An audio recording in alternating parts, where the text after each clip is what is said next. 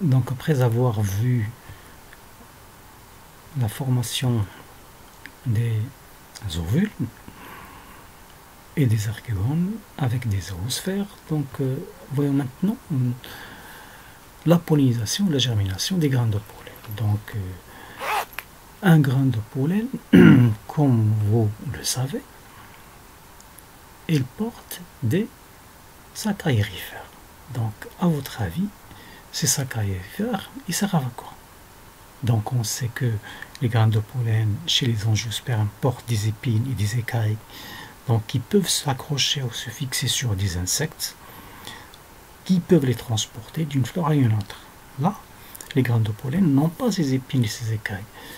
Donc, mais ils ont développé cette stratégie qui sont les sacs aérifères, qui peuvent être emportés par le vent et se disséminer, donc, et arriver jusqu'aux ovules.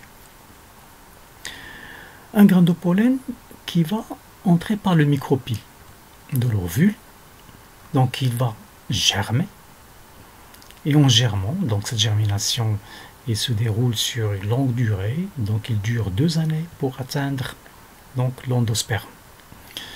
Une fois à l'intérieur de l'endosperme, donc le tube pollinique qui se prolonge, donc il va porter 2 cellules qu'on appelle des entérozoïdes et qui proviennent de la division par mitose de la cellule entéridiale, ce qu'on a appelé dernièrement cellule entéridiale ou cellule reproductrice qui se divise par mitose pour donner 2 entérozoïdes qui sont 2 gamètes mâles.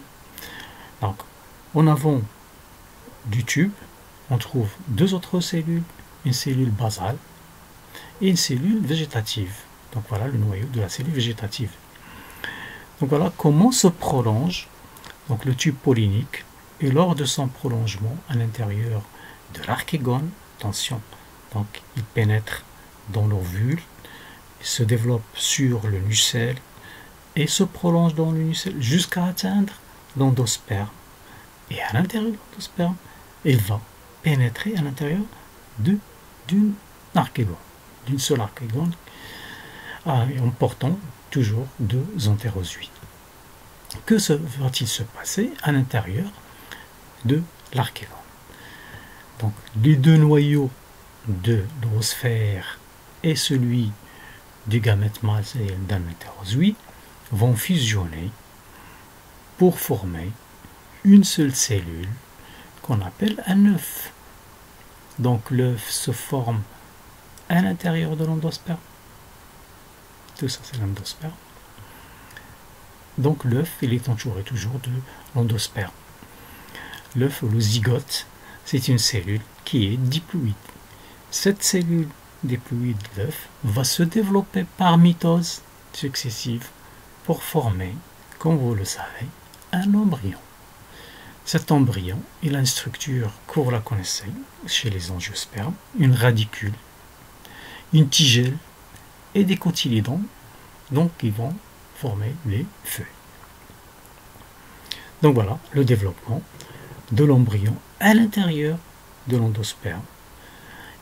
Et là, on ne voit plus de nucelle. Donc, c'est-à-dire que l'endosperme, il va donc envahir tout l'ensemble de... donc on va envahir l'ensemble de l'ovule, donc et former ce qu'on appelle... Pardon, j'ai ici un petit problème technique de réduction de l'image, donc on va essayer de le régler. Donc voilà.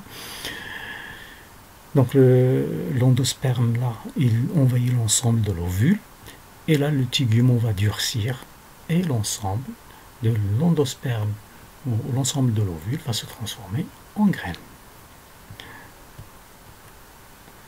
Donc voilà, à maturité, les écailles vont s'écarter, ils vont libérer des graines. Et chaque graine apparaît avec une aile. Donc ce sont des graines, ce qu'on appelle des graines ailées. Donc souvenons-nous qu'au départ, on a vu que chaque écaille porte 2 ovules. Et chaque ovule